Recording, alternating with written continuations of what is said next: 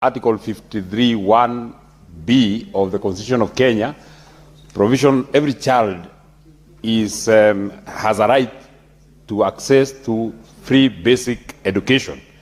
If you read, Mr. Speaker, the Basic Education Act 2013, the consultation is quite loud, Mr. Speaker. Basic Education Act 2013, it is the responsibility of the Cabinet Secretary for Education to provide the infrastructure for provision of basic education to pupils in the now defunct 844 system. Now it is 633 system, Mr. Speaker.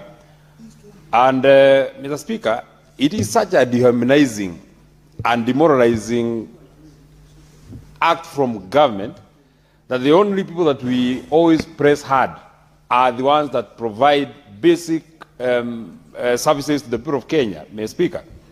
Every now and then you see nurses on the road. Every now and then you see doctors on the road.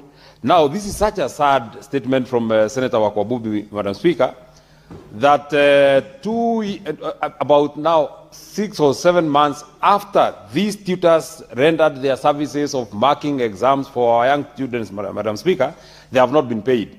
I think even more to what this committee should have or look at is even the dehumanizing environment upon which these tutors mark the exam, Mr. Speaker. I always wonder how the only budget that is cut in this Republic of Kenya is the budget of the sectors that are so critical, Madam Speaker, Mr. Speaker.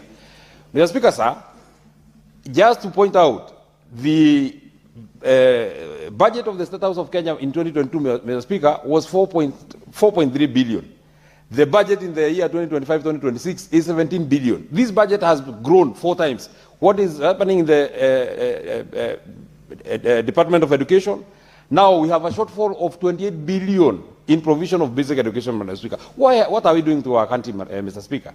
How and why are we prioritizing funding and budgeting heavy budgets, Mr. Speaker, in matters that are not very important, Mr. Speaker? Because tell me, how important is it that we have delegations that go to State House every day, and so the State House budget keeps growing every day, but we cannot pay tutors who are providing and who are marking exams for our for our pupils, Mr. Speaker?